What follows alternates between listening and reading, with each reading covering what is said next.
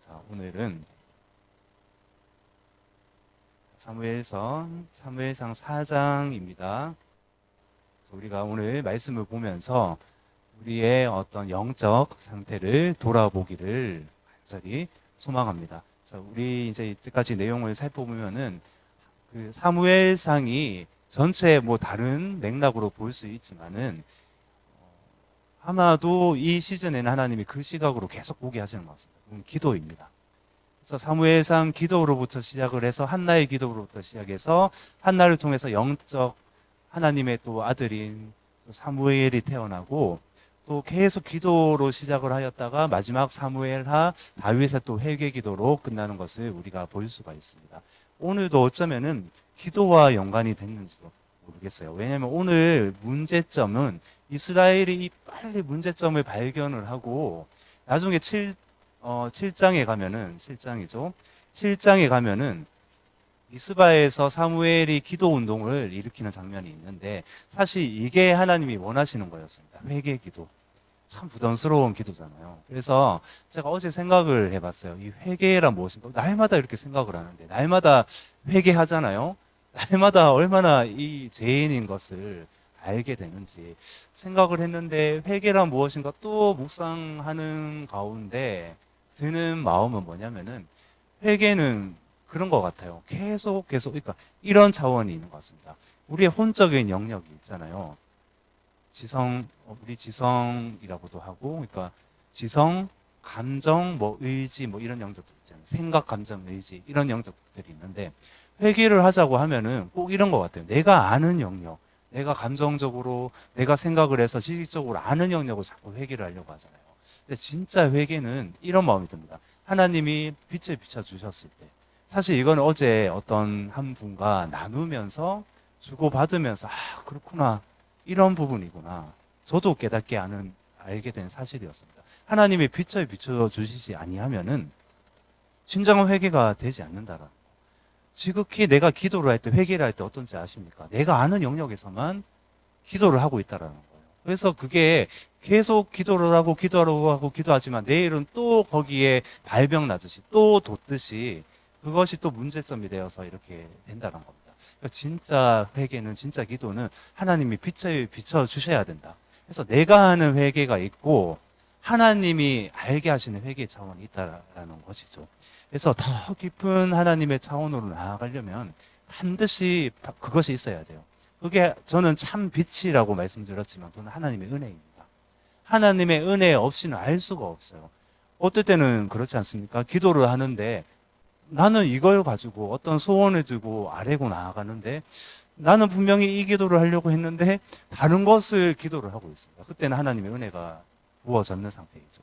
빛을 비춰줘서 조명이 된 상태예요. 내 어둠을 끄집어내시는 거예요. 나도 몰랐던 부분을 끄집어내는 그런 상태가 있더라고요. 그래서 오늘 사실 뭐 내용은 뭐 기도가 아닐 수도 있어요. 하지만은 우리 이런 측면에서 깊이 생각을 해서 우리가 한번 끄집어내어서 봤으면 좋겠어요. 내가 끄집어내는 것이 아니라 저는 정말 간절히 소망하는 게 뭐냐면은 성령께서 모든 뭐 우리 가정이 될 수도 있고요. 내 상태일 수도 있어요. 영적인 상태 하나하나가 성령께서 조명해 주셔서 드러나는 그런 시간이 되었으면 좋겠다는 마음이 많이 듭니다. 자, 사무엘상 4장은 이제는 언약궤를 뺏기는 장면이 나와요. 언약궤 하면은 언약궤가 상징하는 것이 무엇일까요? 하나님의 그 영광과 임재를 상징합니다. 언약궤, 법궤라고도 하고 뭐 증거궤라도 하잖아요. 그런데 이 블레셋 사람들과 이제 보면은 싸우러 나와요. 여기 4장 1절에 보시면은 이스라엘은 나가서 블레셋 사람들과 싸우려고 이렇게 나와 있잖아요. 근데 언뜻 보면은 근데 항상 이스라엘이 공격받은 것으로 보일 수 있지만은 전체 맥락으로 봤을 때는 이스라엘이 오히려 블레셋에 계속 영향을 받고 있었잖아요. 그래서 블레셋과 싸우려고 그 진영에 나가는 장면처럼 이렇게 보입니다. 여러 의견이 있지만은 그런 말씀으로 이렇게 볼 수가 있고요. 여기 이제 보면은 블레셋 사람들과 싸우려고 에벤에셀 곁에 진치고 블레셋 사람은 아벡에 진쳤더니 사실 제가 이 아벡이라는 곳을 가보긴 가봤습니다. 아직 성터가 이렇게 남아 있고요. 보통 아벡이라고 하면은 성경에서 굉장히 군사적인 요충지로 우리가 알 수가 있습니다. 그러니까 두 진영이 이렇게 들판에서 보통 이스라엘 해변가 보면은 이렇게 평야로 이렇게 되어져 있습니다. 그래서 이 블레셋은 우리가 어떻게 알 수 있냐면은 해양 민족 이렇게 볼 수가 있는 거예요. 그래서 이 이스라엘을 계속 괴롭힌 민족이 블레셋이었습니다. 두 진영이 이제 진치고 있었습니다. 그래서 이제 땅에서 둘이 싸우는 거예요. 싸워서 어떻게 됐냐면은 이스라엘이 패하게 됩니다. 그래서 4천 명이 죽임을 당하게 돼요. 그래서 이 백성들이 패하고 난 다음에 3절에 보시면은 진영으로 돌아와가지고 우리가 왜 패했는지, 어찌하여 패했습니까? 우리가 왜 패했지 이유를 알지 못해요. 이유를. 분명하게 우리는 자신감 있게 우리가 이스라엘이 먼저 쳤을 수도 있고요. 딱 붙었는데 용감하게 패했는데 패했다는 겁니다. 근데 이성적으로는 이렇게 생각할 수가 있습니다. 블레셋은 이때 이 시대가 어떠냐면은 철기 문화가 계속 시작하는 시기였습니다. 그래서 신문물을 가지고 있는 민족이 블레셋 민족이었다는 겁니다. 근데 이스라엘은 어땠냐면 청동기 문화였어요. 아직. 우리가 이 역사를 배웠잖아요. 그러니까 철과 청동이 붙으면 어떻게 되죠? 탁 부딪혔을 때 찌그러지는 쪽이 청동이라는 것입니다. 근데 이게 우리 이성이에요, 사실. 우리가 어떤 삶에서 일을 만났을 때에 우리가 이성이 항상 발동을 하잖아요. 어떤 문제점을 발견을 했을 때에 이거는 이래서 이랬구나. 우리 이성적으로 판단하는 경우가 굉장히 많다는 겁니다. 근데 실상은 저는 어떻게 봤냐면은 역사적으로도 우리가 성경을 보잖아요. 이렇게 하나님의 역사이기도 하고 문자적으로도 보고 영적인 시각으로도 보는데 그렇네. 이스라엘이 패한 것은 장로들은 지금 모르고 있어요. 이스라엘 장로들은. 그런데 이스라엘이 패한 것은 이 무기를 가지지 못해서가 아닙니다. 그 이유를 지금 보자라는 것이죠. 그래서 이런 시각으로 보면서 진짜 다른 하나님이 주시는 이유가 있구나. 이들은 모르고 있어요. 어찌하여 우리가 패했습니까? 우리가 강력한 무기를 가지지 못해서 패했습니까? 이게 아니라는 것입니다. 그래서 뒤에 보면은 패했는데 결국은 이들이 어떤 결론에 도달하냐면은 그래, 언약궤를 가지고 가자. 언약궤를 제일 우리 전쟁을 할 때 앞서서 보내서 우리가 나아가면은 우리가 승리할 수 있을 것이다. 그럴듯하잖아요. 하나님 언약궤, 하나님의 영광과 임재를 상징합니다. 어떤 그런 의식이든 아니면 종교적이든 그것을 다 떠나서 하나님의 언약궤가 상징하는 것은 하나님의 그 고귀한 임재하신 그 영광 자체라는 겁니다. 그러면 승리할 것 같잖아요. 그래서 이것을 실로에 가서, 그 당시에는 실로에 있었잖아요. 그 언약궤를 가지고 그 진영으로 가지고 옵니다. 떠들썩합니다. 떠들고 막 난리 나는 거예요. 막 이렇게 언약궤가 도착했다 하면서 온 진영 사방이 소리로 넘쳐납니다. 그 반대 진영인 블레셋까지 넘쳐납니다. 소리가. 그래서 블레셋이 떨기 시작하는 거예요. 이스라엘에 언약궤가 도착했다. 저 언약궤, 이 말씀 그대로는 이래요. 애굽의 신들을 완전히 멸한 그 엄청난 그 하나님이 아니냐, 신이 아니냐, 이렇게 하면서 떨기 시작하는 거예요. 그래서 여기 블레셋에서 어떤 용감한 사람이 그래, 그럼에도 우리 용감하게 나아가자, 힘써 싸우자, 용사들이야 하면서 항상 이제 전쟁터에 보면은 깃발 들고 선포하는 자들 있잖아요. 영화 이렇게 보셨죠? 그러면서 이야 하면서 나아가는 거예요. 결과는 어떻게 됐을까요? 이스라엘이 이겼을까요? 블레셋이 이겼을까요? 우리 말씀이 여기 나와 있잖아요. 이스라엘이 완전히 대패하고 맙니다. 언약궤가 앞에 갔는데? 언약궤가? 여리고성을 돌 때에 우리 담임 목사님이 최근에 설교하셨죠. 그 여리고성을 돌 때에 제일 앞에 무엇이 있었어요? 우리가 6일 동안 보면 이스라엘이 여리고성을 6일 동안 한 바퀴 돌았잖아요. 7일째는 7바퀴를 돌았어요. 제일 앞에는 무엇이 있었습니까? 제일 앞에는 나팔 부는 자가 있었어요. 네. 그러니까 앞에 부는 자가 있고 그 다음에 언약궤가 이렇게 따라갔다는 겁니다. 하나님의 나팔은 어쩌면 하나님의 어떤 위엄 선포와도 같습니다. 그래서 언약궤가 거의 앞에 가잖아요. 그러면 이게 상징적으로도 우리 가운데 승리를 주시는 표가 되는구나, 예표가 되는구나, 이것을 알았다는 겁니다. 그런데 완전히 대패했다는 겁니다. 3만 명이 죽였습니다. 3만 명. 엄청난 수가 죽었죠. 그래서 이 소식을 이제 실로에 알려야 돼요. 실로에 가서 알리는데 이때의 사사가 누구입니까? 제사장이 누구예요? 엘리잖아요. 엘리는 지금 98세라고 말씀에 나와 있습니다. 근데 몸이 비대했다 이렇게 나와 있어요. 귀가 들리지 않기 때문에 이 대피했다는 소식을 전하는 병사의 소리를 듣지 못합니다. 불러서 막 얘기를 하는 거예요. 어떻게 됐어? 어떻게 됐어? 하니까 이 병사가 우리가 대피해서 3만 명이 죽었고요. 당신의 두 아들 홈니와 비느하스도 죽었습니다. 이 말이 끝나자마자 엘리는 어떻게 됐어요? 엘리가 지금 어디 있어요? 의자에 앉아 있다고 나와 있습니다. 이 의자가 사실은 저는 굉장히 이 사람의 상태를 나타내는 심각한 상태로 봤습니다.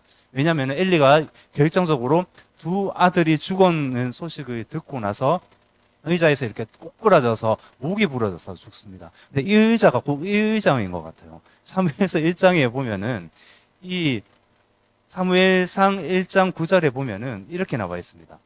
1장 9절 10절에 보면 그들이 실로에서 먹고 마신 후에 한나가 일어나니 그때의 제사장 엘리는 여호와의 전 문설주 곁 의자에 앉아 있더라. 제가 이제 말씀을 이것을 전할 때에 이 성막에는 의자가 있다고 말씀드렸나요? 없다고 말씀드렸나요? 없습니다. 성막이 그러니까 제사장은 서서 직무를 보는 거예요. 성소에 들어가든 그 전체에서 서서 하는데 성막 곁에 의자를 두고 어떻게 보면은 그게 사람의 영적 상태를 나타낸다고 말씀을 드렸습니다. 그래서 앉아서 어떻게 보면은 육신이 너무너무 편한 거예요. 이렇게 하나님이 주신 제사장의 직분을 감당하지 않았다. 사실 이 상태가 제사장의 이 영적 상태 제대로 감당하지 못한 상태가 이 사사시대라는 겁니다. 지금 마지막이거든요. 사사시대 말기에 가는 이 시대의 특징 제사장의 직분을 제대로 감당하지 못한 것. 이 의자를 보면 알 수 있어요. 동일하게 지금 이 엘리가 어디에 앉아 있어요? 의자에 앉아 있잖아요. 근데 의자에서 죽습니다. 결국은 어떠냐면은 이렇게 봐야 돼요. 이 엘리가 자기가 죄인인 줄 알아요. 두 아들이 죄를 지었는지 알았습니다. 그렇지만 방관하는 죄를 지었다고 하나님이 말씀하시면서 3장에 그러면서 너희 집이 이제 폭삭 망하게 될 거다. 영원토록 심판을 받게 될 거다. 3장 13절에 이렇게 말씀을 하시는데 바로 정말 얼마 되지 않아서 엘리 집안이 폭삭 망하게 되는 이 사건이 언약궤가 빼앗기는 사건이고 사무엘상 4장의 이 내용이라는 것입니다.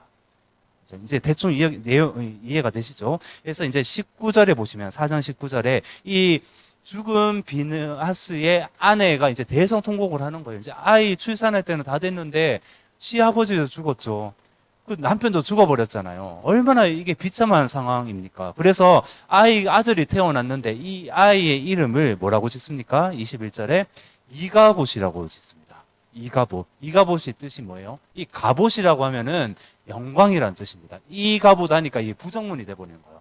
어떻게 돼요? 없다 영광이. 그러니까 영광이 없다라는 뜻이 이렇게 되어져 버립니다. 자, 여기서 질문.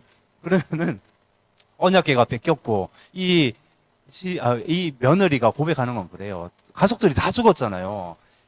이 가족들이 다 죽었고 언약궤가 블레셋에 뺏겼기 때문에 이 이스라엘의 영광이 떠났다 이렇게 지금 고백하고 있거든요. 이것이 사실입니까?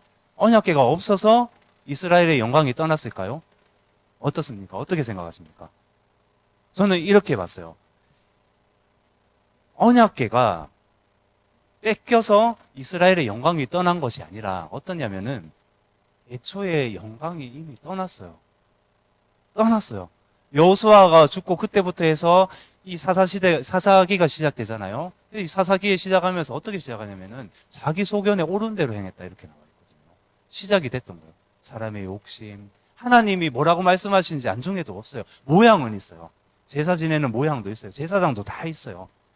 그러니까 자기 소견에 옳은 대로 행하면서 하나님은 관심도 없고 모양만 있는 시대가 사사시대였다는 겁니다. 애초에 떠나 있었다. 이런 마음이 드는 거예요. 그래서 사사시대의 이 특징을 살펴보면은 이런 것 같습니다. 하나님의 자기 소견에 옳은 대로 행해는 사사시대지만은 그래서 이미 영광이 떠났죠. 하나님은 계속 사사를 붙여주셔서 하나님께로 돌아오도록 하셨는데 사사도 타락을 하잖아요. 삼손도 타락하고 많은 사사들이 타락을 하기도 합니다. 지도자가 타락을 한다는 겁니다. 또 무엇이 있나요? 제사장이 타락했다고 말씀드렸잖아요. 대표적으로 사사기 19장에 보시면은 어떻습니까? 에브라임 산지에 제사장이 있어요. 유명한 제사장이었던 것 같습니다. 어떻습니까? 근데 이렇게 나와 있어요. 이 에브라임 산지에 사는 제사장은 첩이 있었다. 이렇게 나와 있습니다. 하나님이 첩을 두라고 말씀하셨나요? 안 하셨나요? 율법에 두지 말라고 했어요. 제사장은 둘 수가 없어요. 그렇잖아요. 근데 첩이 있었다. 근데 공공연하게 그것을 받아들이는 시대였다는 겁니다. 그러니까 얼마나 하나님의 말씀이 땅에 떨어져 있나 무시하는 시대였다는 것이죠. 그런데 이 첩이 어떻게 했는지 아십니까? 이 바람을 피워서 이제 걸리면 죽잖아요. 이제 돌로 쳐 죽임을 당하니까 자기 이제 도망가는 거예요. 도망갔는데 그 아버지 어머니 있는 곳으로 도망을 갑니다. 베들레헴으로 갔는데 이 제사장이 이 첩을 잡으려고 쫓아갑니다. 쫓아가서 이제 도착을 했습니다. 베들레헴에 도착했는데 이제 장인을 이렇게 만났어요. 만났는데 장인을 만나니까 또 마음이 좀 풀어졌던 것 같아요. 그래서 며칠을 거하다가 그 집에 거하다가 이제 첩을 데리고 두 번째 아내겠죠. 데리고 이렇게 떠나는데 늦게 출발을 했던 것 같습니다. 그래서 대략 이제 베들레헴과 이 예루살렘이 가까워요. 그래서 늦게 도착을 했기 때문에 여기 말씀에는 뭐라고 나와 있냐면은 그 여부스 족속 땅쯤에 해서 이렇게 종이 이렇게 말을 합니다. 주인님, 제사장이잖아요. 제사장한테 주인님, 여기 여부스 족속이 있는 땅에서 예루살렘이라고 생각하시면 됩니다. 여기서 하룻밤 유숙하고 가는 것은 어떻습니까? 이렇게 묻거든요. 근데 이 에브라임 산지 사는 이 제사장은 뭐라고 말을 하냐면은 아니다. 어떻게 이방 땅에서 하룻밤을 묵을 수 있냐고. 여부스 족속은 이방 땅이잖아요. 그러니까 여부스 족속은 나중에 다윗 때에 와서 정복이 되는 땅이거든요. 그래서 아직 이방인 땅이라는 거예요. 아니다. 우리가 기브아까지 가서 베냐민 지파 땅까지 가서 거기서 유숙을 하자. 그래서 좀 늦게 도착을 했어요. 근데 아무도 안 재워지는 거예요. 근데 우연히 노인이 지나가는데 그 노인집에 들어갑니다. 근데 노인집에 들어가는 것을 이 기브아 사람들이 봤어요. 베냐민 사람들이거든요. 봐서 어떻게 하냐면은 마치 소돔과 고모라에서 어떻습니까? 롯 집에 들어가는 천사들이 있었잖아요. 근데 사람들이 보고 어떻게 했어요? 그 남자들이 막 끄집어내라. 내가 상관하겠다. 동성애 하자는 거잖아요. 똑같습니다. 똑같은 상황입니다, 지금. 어떠냐면은, 그래, 남자들, 저 남자 끄집어내. 내가 상관하겠다. 그거 뭐 하자는 거예요? 그 남자, 여자의 그런 음란한 짓도 제약인데, 남자와 상관하겠다. 동성애 하자는 거예요. 그만큼 타락했다는 겁니다. 그래서 이 제사장의 선택은 뭐냐면은, 첩을 내줘요. 첩을 내주겠다. 밤새도록 너희들 마음대로 해라.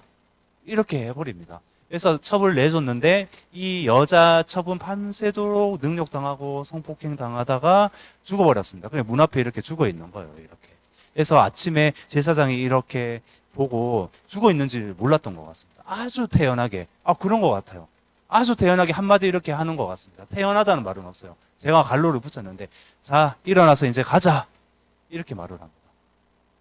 이게 좀 어떻게 보면 이게 굉장히 화가 나는 말씀이더라고요. 어떻게 사람이 이럴 수가 있는가? 제사장이라는 사람이, 말씀을 맡았다는 사람이, 그러니까 돌이키게 해야 되잖아요. 오늘날 교회도 마찬가지예요. 돌이키게 해야 되잖아요. 회개를 선포해야 되잖아요. 하나님의 말씀을 전하고 또 가르치고 하나님의 옳은 것이 무엇인가 계속 전해야 되잖아요. 그 제사장이, 영적인 직무를 맡은 제사장이 지금 첩을 가진 것도 그런데 첩을 내주고 태연하게 아침에 일어나가지고 다 죽어서 이렇게 있는데 일어나 가자 이렇게 말을 해요. 태연하게. 그럼 죽어 있는 거예요. 그래서 사실 이 사건이 발동이 되어서 베냐민 지파와 나머지 지파가 싸우게 되잖아요. 치열하게. 그렇잖아요. 분열까지 생기게 됩니다. 근데 몰라요. 그게. 자기가, 특히 제사장이 자기로 말미암아 자기가 얼마나 잘못을 저지르고 있는지 모른다라는 겁니다. 지금 마찬가지입니다. 지금도 마찬가지예요.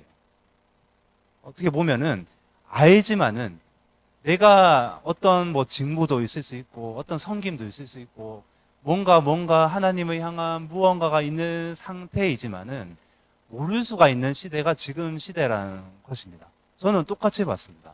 어떤 분은 이렇게 말을 해요. 이 사사시대를 말을 하면서 어떻게 보면 우리가 사사시대로 가고 있다. 이렇게 말하고 있지만은 저는 다르게 봤어요. 이미 사사시대고 더 큰 제약이 이 땅 가운데 있는 것은 아닌가. 이런 것을 보고 있죠. 그런데 무엇입니까? 소망을 가질 수 있는 이유가 있어요. 그것은 기도하는 자 때문입니다. 우리가 이제 이 시대를 말을 하잖아요. 예를 들어서 제가 이제 시대를 전환을 해서 우리 전 세계 열방에서 우리나라만 유일하게 분단 국가가 되어져 있고, 유일하게 어떻게 보면 전 세계 사람들이 가장 위험하다고 생각되는 지역에 우리가 살고 있습니다. 그럼 느껴지십니까? 우리 분단 국가에 살고 있어요. 외국에서 많은 사람들이 이렇게 얘기해요. 너희 나라 위험하지 않느냐. 근데 위험한 것은 분단돼서가 아니에요. 그게 이 땅에 정말 빠르게 막 움직이는 그런 4차 산업이 들어오고, 4차 산업을 통해서 무엇이 들어옵니까? 막 거짓되고 음란하고 하나님을 대적하는 것들이 막 홍수처럼 밀려 들어온다는 겁니다. 어떻게 보면 그렇습니다. 지금 우리가 성경을 그냥 이 문자 그대로 보면은 6,000년 이렇게 됐겠죠. 6,000년 정도 됐겠죠. 됐는데, 그냥 처음 하나님이 창세 이제 시작을 하셔서 약 6,000년 동안 문화가 발달했는 것보다 지금 근 100년 동안 문화가 발달했는, 기술이 발달했는 게 엄청나게 몇백 배로 훨씬 더 크다라는 겁니다. 더 빨리 움직이는 시대에 우리가 살고 있다라는 것입니다. 그러면서 들어오는 것은 하나님을 대적하는 겁니다. 그러니까 하나님을 대적하는 거. 그러니까 엄청난 상상도 할 수 없는 그런 지식부터 시작을 해서 문화부터 시작을 해서 경제부터 모든 분야에서 하나님을 대적하는 것들이 쏟아지는 시대가 지금 시대라는 것입니다. 그럼 우리는 어떻게 해야 돼요? 우리는 어떻게 살아야 될 것인가? 그렇잖아요.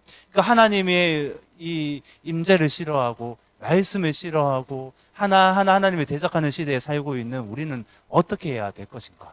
그러면서 우리는 우리로만 하면 안 됩니다. 여러분들은 얼마나 그래서 말씀도 읽으시고 기도도 하시고 정말 내 소견이 아니라 하나님의 말씀대로 살기를 정말로 노력을 하시잖아요. 그렇잖아요. 우리 공동체는 그런 줄로 믿습니다.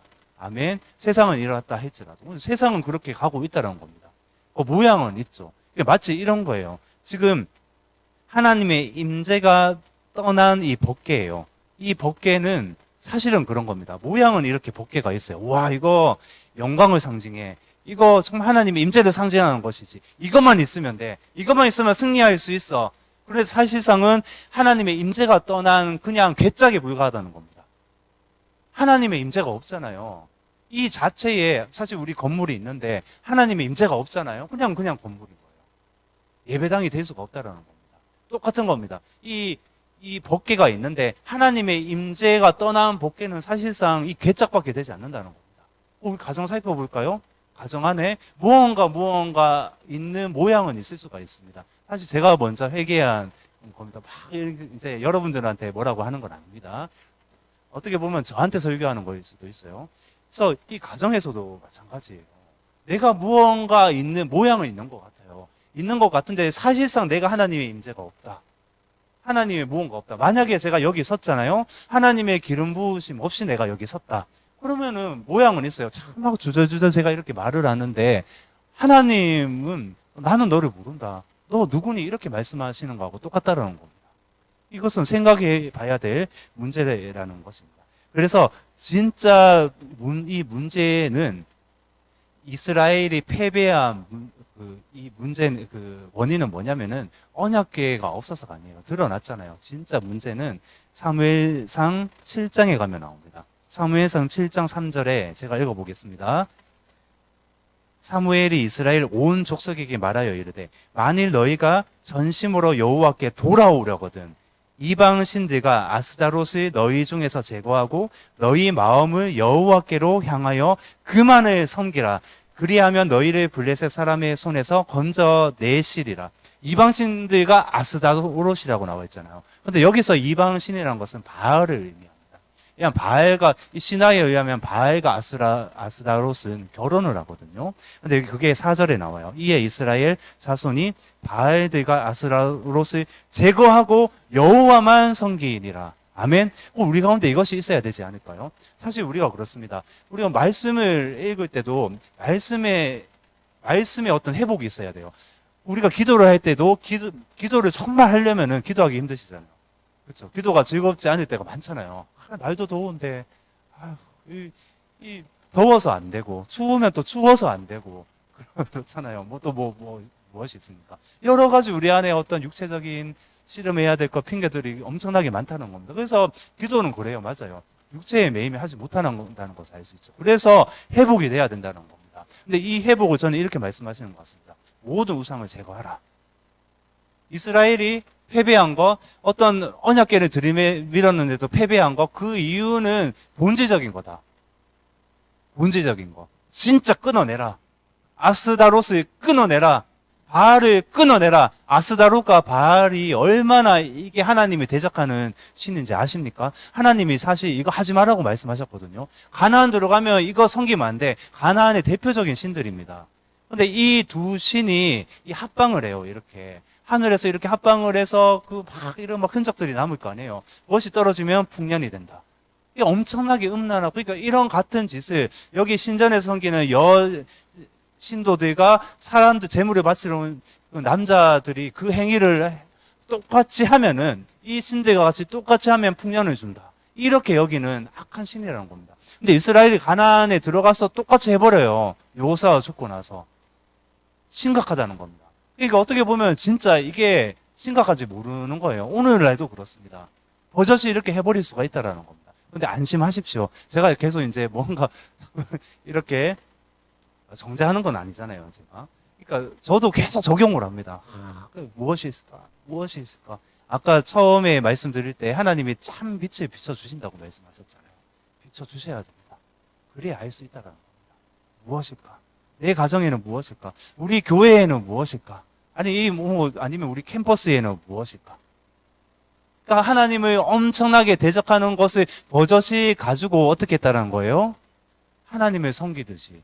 언약궤가 뭐 만능 무슨 뭐 램프의 뭐 주전자이듯이 그렇게 여겨버렸다는 겁니다. 하나님을 그냥 이용하는 사람들이었던 거예요. 이 시대의 이스라엘 사람들은. 제가 어제 어떤 분이 영상을 보내주셔서 하나 봤는데, 여기서 하나 예를 드는데 이런 말을 하더라고요. 어떤 목사님이, 약간 미주에서 사역하시는 분인데, 어떤 목사님이 어떤 청년한테 이렇게 말을 하는 거예요. 당신은 예수님을 믿습니까? 예, 목사님 당연히 믿죠. 예배 드리러 이렇게 왔잖아요. 이렇게 왔잖아요. 하잖아요. 예수님 믿는데, 당연히 믿는데. 근데 이 청년은 어떤지 아십니까? 점도 치러 다녀요. 청년인지 모르겠어요, 지금. 점을 치러 다니면서 예수님을 믿는다고 하는 겁니다. 똑같아요, 지금. 똑같습니다. 그러니까 모양은 있는데, 모양은 뭔가 그럴듯한데, 근데 자기는 점도 치러 다니면서 예수님을 믿는다고 이렇게 말을 하고 있다는 것입니다. 그러니까 점검을 해봐야 됩니다. 하나님 어떻게 보면은 우리 가운데 오늘 말씀하시는 것은 아닐까요? 정말 결여되고 떨어지고 재짓고, 하나님은 이거 말씀하시는데 우리는 다른 것을 말하고 있다는 것이죠. 그래서 결론은 뭐냐면은, 하나님의 개는 빼앗겼다 이렇게 말을 하고 있잖아요. 여기서 우리가 정말 심각성을 가졌으면 좋겠습니다. 하나님의 개가 빼앗겼어요. 어떻게 보면은 하나님의 임재가 빼앗긴 것과도 같습니다. 완전히 떠나버린 상태가 지금 이스라엘 상태라는 거잖아요. 하나님 어떤 모양은 있는데 아무것도 없는 상태가 우리라는 것이잖아요. 그래서 저는 오늘 이때로 시작을 해서 우리 가운데 회복이 일어났으면 좋겠습니다. 완전히 우리가 영적으로 무장을 해서 일어나는 상태. 말씀도 사실 우리가 말씀에, 제가 저기 카드를 이렇게 놔뒀잖아요. 어떤 의무적인 것을 떠나서 저는 마음에 무엇이 있냐면 말씀의 영이 부어졌으면 좋겠다. 정말 말씀을 읽을 때 즐거움이 있었으면 좋겠다. 하나님이 왜 감동을 주시지 않겠냐고요. 기도를 할 때 기도를 안 될 때가 있잖아요. 근데 기도를 즐겁고 쉽게 할 수 있는 방법이 있습니다. 그게 뭔지 아십니까? 기도의 영이 부어져야 된다는 겁니다. 그래서 그렇게 기도하십시오. 내가 육체에 매여서 정말 재미없고 뭔가 하려고 하는데 얼마나 공격들이 많습니까? 그렇잖아요. 그러면 이렇게 기도하십시오. 하나님, 내가 기도할 수 있도록 도와주세요. 영을 좀 충만하게 부어주세요. 정말 즐겁기를 원합니다. 어떻게 되는지 아십니까? 정말 내가 전심으로 그걸 원하잖아요. 그럼 기도가 즐거워져요. 기도가 즐거워지면 그 다음 단계는 하나하나 이렇게 가면서 그래, 이런 기도구나. 하나님의 마음을 아는 기도를 시작하게 될 것이고, 여러분들이 그렇게 되실 것입니다. 하나님의 마음을 아는 기도가 깊어지고 깊어지면 그때서야 중보기도가 되는 것입니다. 내가 하지 않아도 뭔가 생각이 나요. 이거 해야 되는데, 저분을 위해서 해야 되는데, 나라를 위해서 해야 되는데, 그때 가서야 그 단계가 된다는 것입니다. 그래서 오늘부터 한번 시작을 해봤으면 좋겠습니다. 이 개가 뺏겼다는 것, 하나님의 임재와 영광이 어떻게 보면 내 가운데 없다. 말씀이 없다. 기도가 없다. 무어가 없다. 그러면 내 자신이 안타까워했으면 좋겠습니다. 우리 가정을 놓고 아니면 우리 어떤 영역을 놓고 무언가가 없다. 안타까워했으면 좋겠어요. 안타까워 하면서 정말 어떻게 보면 옷을 찢는 것을 넘어서 마음을 찢고 나아가는 우리 믿음의 공동체 되기를 예수 그리스도의 이름으로 축원드립니다.